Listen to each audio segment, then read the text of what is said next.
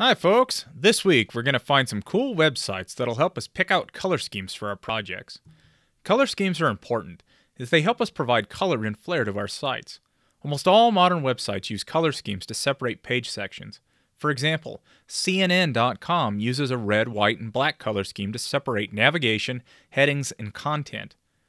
By using colors to break up page sections, it's easier for the user to determine what the content is in each page.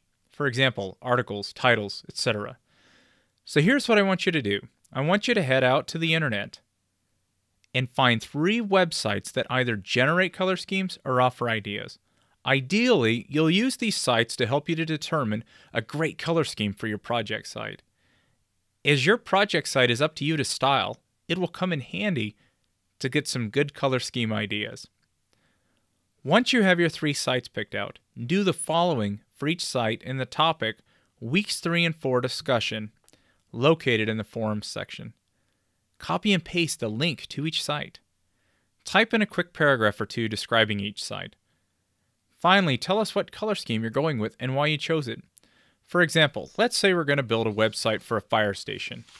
We'll probably go with a red, white, and dark gray or black theme, as that would be reminiscent of a fire station in real life. Like most fire trucks are red, etc. Make sure you make your initial posting by Wednesday night of week 4. That should give you plenty of time to get started. Also, we have a ton of stuff to cover with CSS being introduced, so I really want you to focus on that first.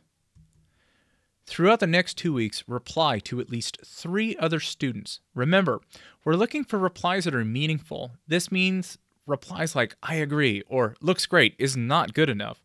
Make sure to bring your A game. Last, but far from least, make sure to have fun with this.